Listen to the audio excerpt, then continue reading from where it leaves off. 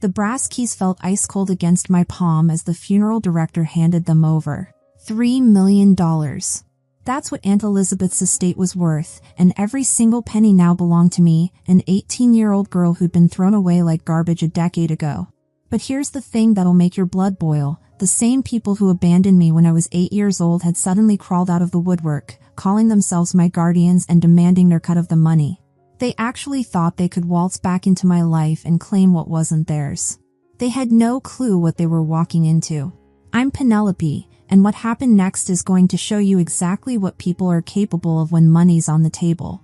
This story isn't just about inheritance, it's about discovering who your real family is when everything falls apart, and sometimes that family looks nothing like what you expected. 2 days ago, I buried the only parent who ever truly loved me. Aunt Elizabeth wasn't just my legal guardian, she was everything. My protector, my teacher, my proof that unconditional love actually exists.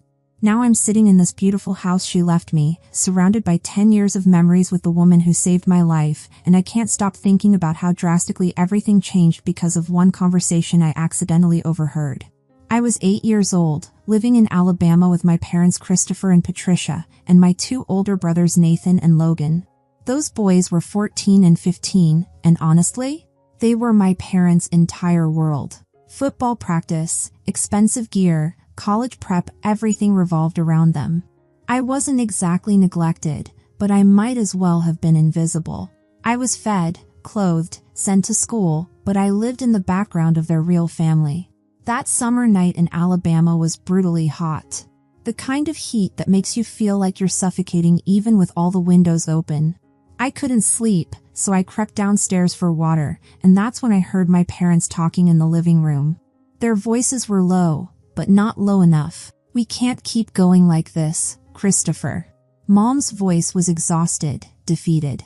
"The mortgage is killing us, and with your job situation getting worse." "I know, Patricia. God, I know." Dad sounded completely broken. My little heart started pounding as I pressed myself against the hallway wall. "3 kids is just too much right now," Mom continued. "We can barely afford Nathan and Logan's sports fees, and college for all 3 of them? It's impossible." Then came the words that would change everything. "We need a solution," Mom said. "What are you thinking?" There was this long, terrible pause. Then Dad said, "Well, your sister Elizabeth has that big house in Arkansas. She's been alone since her divorce, always asking about the kids when she calls." At 8 years old, I didn't understand what I was hearing. I thought all adults worried about money. I went back to my room thinking it was just normal grown-up stress. How could I have known they were discussing getting rid of me like I was some financial burden they needed to eliminate? A month later, summer vacation started. Nathan and Logan got to stay home for football camp, but my parents told me we were taking a fun road trip to Arkansas to visit Dad's sister. The drive felt endless, my stomach churning with excitement about meeting this mysterious aunt. When we finally arrived at Aunt Elizabeth's house, I couldn't believe my eyes. This place was like something from a fairy tale, massive white columns, perfectly manicured lawn, everything pristine and elegant. Aunt Elizabeth came out to greet us, and she was nothing like I'd imagined. Tall, sharp blue eyes, silver hair pulled back in a perfect bun, dressed like she meant serious business. But when she looked at me, really looked at me, something in her face completely softened. "So this is Penelope," she said, and her voice was like warm honey poured over steel. "Hello, sweetheart. I've been looking forward to meeting you for a very long time." For the first time in my entire life, someone was actually seeing me. Not glancing over me to get to something more important, not treating me like background noise. She was looking directly at me like I mattered. We went inside, and while the adults made small talk in her gorgeous living room, I stared at everything, the expensive furniture, the artwork, the sense that this was a place where someone lived with real intention and care. After about an hour, Dad stood up. "Well, we should get going. Long drive back." I jumped up too, ready to gather my things. But then Mom said the words that absolutely shattered my 8-year-old world. "Actually, honey, you're going to stay here with Aunt Elizabeth for a while." The room started spinning. "How long?" "We'll see," Dad said, refusing to meet my eyes. You'll have fun here. Aunt Elizabeth has cable TV and a big backyard. Terror crept up my throat. When are you coming back? Soon, Mom said quickly. We'll call. They hugged me goodbye, but it felt rushed, wrong, like they were in a hurry to escape. As they walked toward the door, I ran after them, panic rising in my chest. Wait! When exactly are you coming back? What about school in the fall? We'll figure it out, Dad called over his shoulder without even turning around. Be good for Aunt Elizabeth. And then they were gone. I stood in that doorway watching their car disappear down the driveway, feeling more confused than scared at first.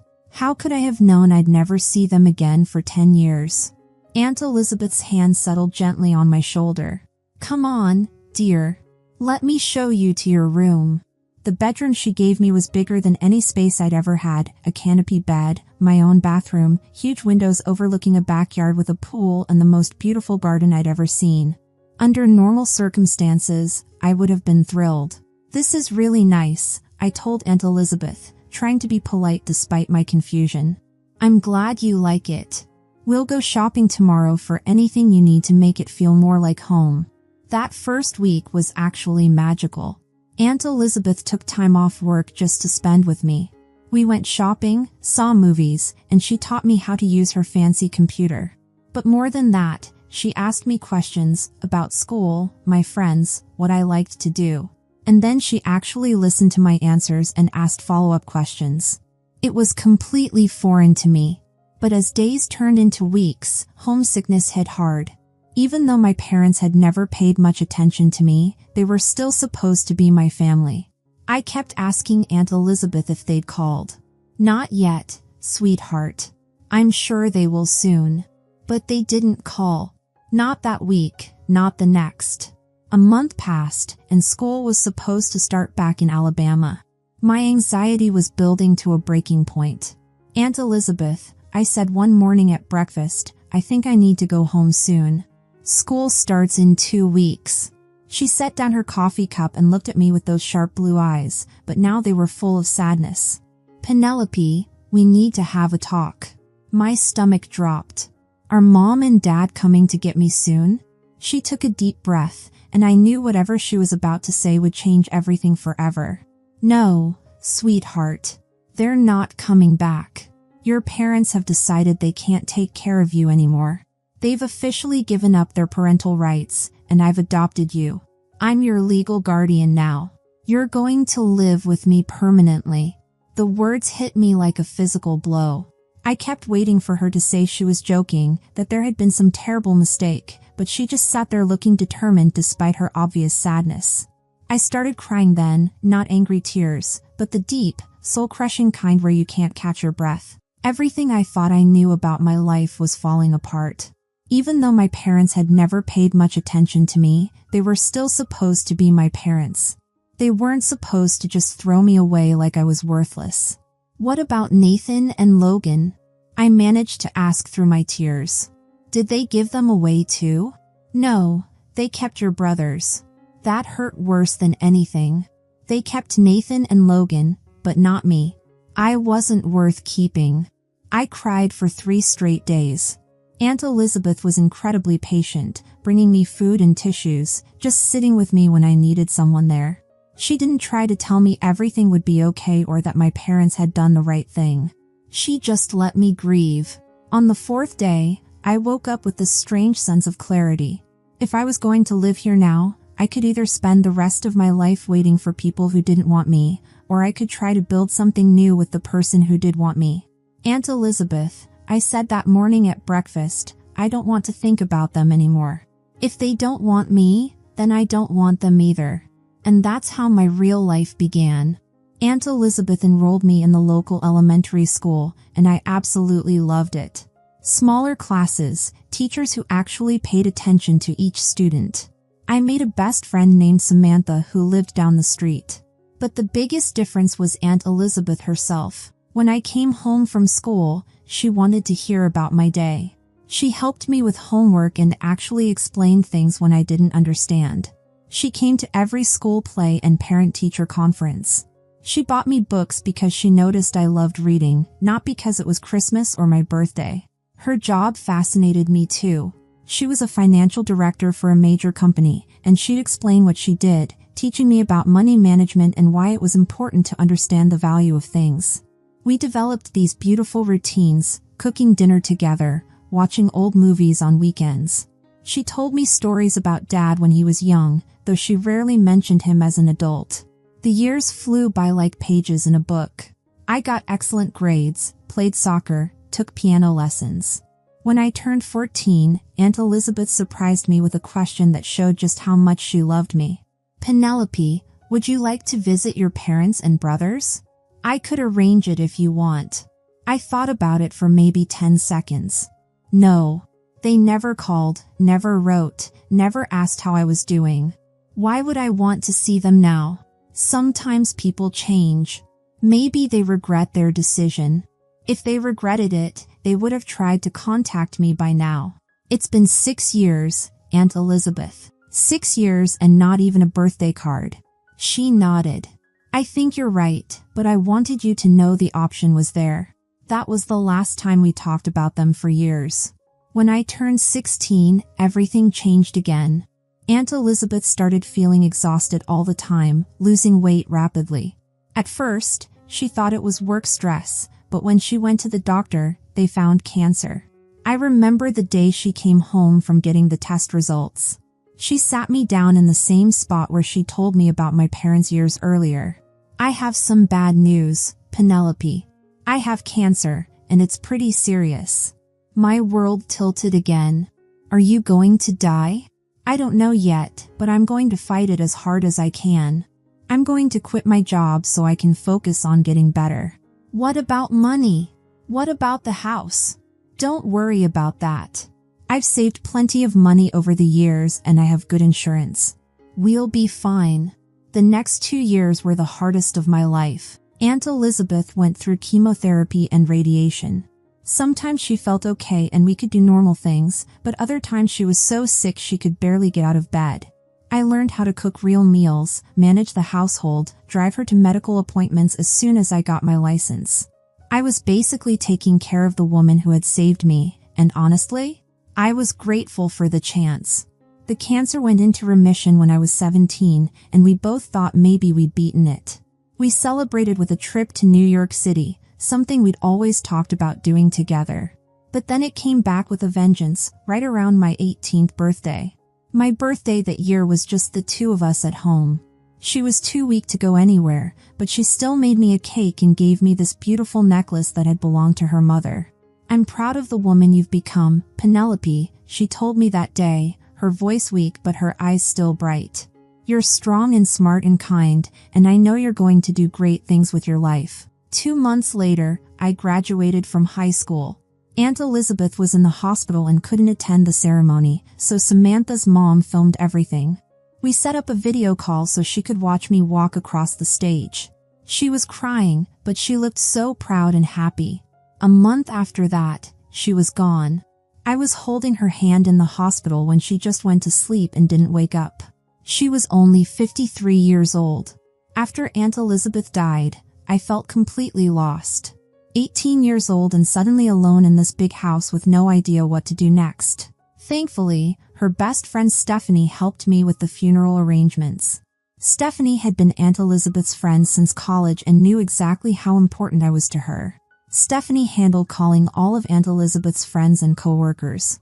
Then she said she needed to call my dad since he was Aunt Elizabeth's only living sibling. "Do you want to call him or should I?" she asked. "You do it, please. I haven't talked to him in 10 years. Stephanie put the call on speaker so I could hear. When Dad answered, Stephanie explained that Elizabeth had passed away and gave him the funeral details. There was silence for a moment. Then Dad said, "Oh, I see. When's the funeral?" "This Saturday at 2 p.m. at St. Mary's Church in Little Rock." "Well, that's unfortunate timing. My son Logan just got promoted at his job and we're having a big celebration party on Saturday. The whole family's coming and we've already paid for the catering." I stared at the phone in absolute disbelief. Stephanie looked shocked too. "I'm sorry, Did you just say you can't attend your sister's funeral because of a party? Look, it's not just a party. This is a big deal for Logan. He's worked really hard for this promotion, and we've been planning this celebration for weeks. Elizabeth would understand that family comes first. Stephanie's voice went ice cold. Elizabeth was your family too. Of course she was, but she's gone now, and the living have to come first. Besides, Penelope's there to handle things, right? She's an adult now. Stephanie hung up without saying goodbye and looked at me with this mixture of anger and pity. Honestly, I wasn't surprised. Disappointed maybe, but not surprised. It was exactly what I expected from them. The funeral was beautiful. About 50 people came, Aunt Elizabeth's coworkers, friends from church, neighbors who'd watched me grow up. Stephanie gave a lovely speech about what a wonderful woman Aunt Elizabeth was and how much she'd loved me. I managed to get through my own speech without completely breaking down. After everyone left, I went back to the house alone. It felt so quiet and empty without Aunt Elizabeth's presence filling every room. I spent the next few days just wandering around, trying to figure out what I was supposed to do next. On the third day after the funeral, there was a knock at the door. I looked through the peephole and couldn't believe what I saw. It was my parents and both my brothers, standing on the front porch like they belonged there. I opened the door slowly, my heart pounding. "Hi, Penelope," Mom said with this bright, fake smile that made my skin crawl. "Oh, sweetheart." She rushed forward to hug me, but I stepped back. "What are you doing here?" Dad pushed past me into the house like he owned it. "We came to see how you're doing, of course. We're so sorry for your loss." Nathan and Logan followed him in, looking around the house with these calculating expressions, like they were evaluating everything they saw for an auction. "Nice place," Logan said, running his hand along the mantelpiece. "Really nice." "We're here to support you," Mom said, settling herself on the couch like she planned to stay permanently. "You shouldn't be alone at a time like this." I stayed standing by the door, every instinct screaming danger. "Where were you 3 days ago when I needed support?" "At the actual funeral?" Mom waved her hand dismissively. "Oh honey, you know we had Logan's party. It was already planned and all the relatives were coming. We couldn't cancel something like that. But we're here now, and that's what matters. We want to take care of you." I actually laughed. It was the first time I'd laughed since Aunt Elizabeth died, and it felt bitter and sharp. "You want to take care of me? Where have you been for the past 10 years? "That's different," Mom said quickly. "You were living with Elizabeth and she was taking good care of you. But now that she's gone, you need your real family." "She was my real family." Nathan spoke up for the first time, his voice condescending. "Look, we get that you're upset, but you're being dramatic. We're here now because you inherited all this." He gestured around the room. "Mom and Dad are worried about you handling all this responsibility on your own." "What responsibility?" Logan grinned, and it wasn't a nice expression. "Come on, Penelope. This house must be worth what, 800,000? 900? Plus whatever money she left you. That's a lot for an 18-year-old to manage." And there it was. The real reason they were here. Not grief, not concern, not love. Money. Pure and simple. Dad tried to look serious and paternal. "As Elizabeth's brother, I'm her rightful heir. I think it's only fair that I inherit at least half of her estate. She left everything to me in her will." "Wills can be contested," Dad said confidently. "Especially when it involves someone so young. You're not equipped to handle this kind of money and property." Mom nodded eagerly. "That's why we're here, sweetie. As your parents, we're your legal guardians. That means we can help you manage your inheritance responsibly." They were all looking at me with these fake concerned expressions, but I could see the greed shining in their eyes like neon signs. They thought they had me trapped. They thought I was still that scared 8-year-old girl they could manipulate and abandon. "Get out," I said quietly. "Penelope, don't be ridiculous," Mom said. "We're not leaving. You need us." Nathan and Logan exchanged looks and started heading toward the stairs. We'll just pick out some rooms while you guys talk, Nathan said casually, like he was moving into a hotel. That's when I knew I needed help. I went to my room and found the business card that Aunt Elizabeth's lawyer had given me at the funeral. He'd told me to call if I ever needed anything. I definitely needed something now. I dialed Mr. Blackwood's number and he answered on the second ring. Mr. Blackwood, this is Penelope. My parents showed up at the house and they're acting like they own the place. They won't leave. I'll be right there, he said firmly. Don't sign anything and don't agree to anything until I get there. 20 minutes later, the doorbell rang. I ran to answer it before my family could intercept. Mr. Blackwood was a tall, serious-looking man in his 50s who had handled all of Aunt Elizabeth's legal affairs for years. Are you all right, Penelope? I think so. They're in the kitchen eating our food. Mr. Blackwood walked into the kitchen with me, and my family looked up from the sandwiches they were making. They had completely made themselves at home, using Aunt Elizabeth's good plates and everything. Good afternoon, Mr. Blackwood said calmly, setting his briefcase on the counter. I'm Jonathan Blackwood, Elizabeth's attorney. Penelope called me because she's having some issues with uninvited guests. Dad stood up and tried to look important. I'm Christopher Hamilton, Elizabeth's brother. We're not uninvited guests. We're Penelope's parents and legal guardians. Legal guardians? Mr. Blackwood raised his eyebrows. What makes you think that? Mom jumped in eagerly. Penelope is only 18. In Alabama, where we live and where she was born, you don't become a legal adult until you're 19. That means we're still responsible for her and her property. Mr. Blackwood actually chuckled, and it was not a friendly sound. I see the confusion.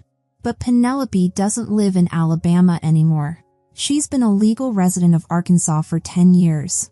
In Arkansas, the age of majority is 18. Penelope became a legal adult on her birthday 3 months ago. He opened his briefcase and pulled out some official-looking papers. Furthermore, Penelope's legal guardianship was transferred to Elizabeth 10 years ago when you surrendered your parental rights. Even if Penelope were still a minor, which she's not, you would have no legal authority over her whatsoever. Nathan looked confused. But she's still our sister. Biologically, yes. Legally, no. Elizabeth adopted Penelope completely. You have no more legal relationship to her than any other stranger on the street. Logan's face was turning red. This is insane. What about the inheritance? Dad's her brother. He should get something. Mr. Blackwood pulled out another document, and his voice became dangerously quiet. Elizabeth's will is very clear and legally binding. She left her entire estate to Penelope. This includes the house, all financial assets, and personal property.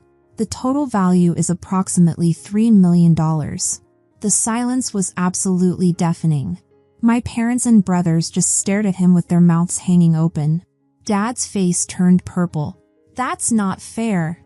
I'm her brother. Family should take care of family. You're absolutely right, I said, speaking up for the first time since Mr. Blackwood arrived. Family should take care of family. Where were you when Aunt Elizabeth was dying of cancer?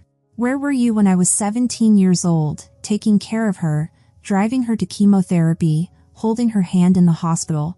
We didn't know she was sick, Mom said weakly. You didn't know because you never called or wrote or cared enough to find out. You had 10 years to be family, and you chose not to be. Mr. Blackwood nodded approvingly. Penelope, would you like me to explain to your former family what their legal options are? Please do. You have no legal claim to this property or inheritance whatsoever. Penelope is under no obligation to share anything with you. If you continue to harass her or attempt to pressure her into giving you money, we will pursue legal action for harassment and trespassing. Dad started yelling. This is ridiculous. We're her family. We came here to help her. You came here the day after her funeral, Mr. Blackwood said with deadly calm. After refusing to attend that funeral. Your timing speaks for itself. We need that money. Mom was crying now, all pretense gone. Our house needs repairs and the boys want to buy their own places. That's not Penelope's problem, Mr. Blackwood replied. Now I'm going to ask you to leave this house immediately. If you don't, I'll call the police. They left finally, but not without a lot of arguing and threats. I watched through the window as they got in their car and drove away, probably back to Alabama to figure out their next move. Thank you, I told Mr. Blackwood after they were gone. You're welcome, but I'm afraid this might not be the end of it. People get desperate when they think money is involved. He was absolutely right. For the next month, they called constantly. The number changed every time, so they must have been using different phones or calling from friends' houses. They left voicemails begging me to forgive them, saying they wanted to be a real family again, telling me sob stories about their financial problems. Nathan called to say he and his girlfriend wanted to get married but couldn't afford a house. Logan called saying he needed money for a business investment that would make us all rich. Mom called crying about how guilty she felt and how they'd made a terrible mistake giving me away. I saved every voicemail and text message, just like Mr. Blackwood told me to do. After a month of this harassment, he had enough evidence to send them an official cease and desist letter. He basically told them that if they contacted me again, we'd take them to court and get a permanent restraining order. That finally did it. The calls stopped, and I haven't heard from them since. Now I'm in college, studying to be a financial analyst just like Aunt Elizabeth was. I'm living in her house, which feels completely like my home now. I haven't touched most of the inheritance money except to pay for college and normal living expenses. Aunt Elizabeth taught me to be smart with money, and I'm not going to waste what she left me on anything frivolous. Sometimes people ask me if I feel bad about not sharing the inheritance with my biological family. The answer is absolutely not. They made their choice 10 years ago when they decided I wasn't worth keeping. Aunt Elizabeth made her choice when she took me in, loved me, and gave me a real home.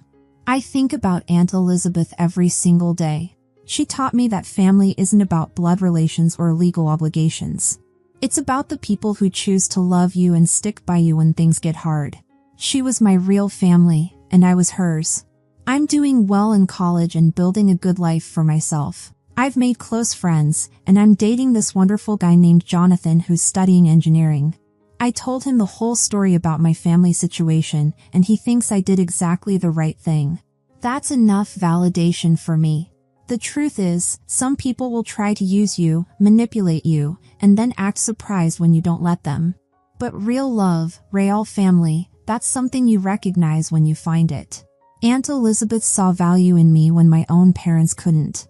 She invested in me, believed in me, and created a foundation that will last my entire life. Thanks for listening, and if this story touched your heart, share it with others who need to hear that sometimes the family you choose is stronger than the family you're born into. Don't forget to comment and subscribe for more stories about finding your real family and discovering your true worth. Family isn't always blood, it's the people who love you unconditionally and never give up on you.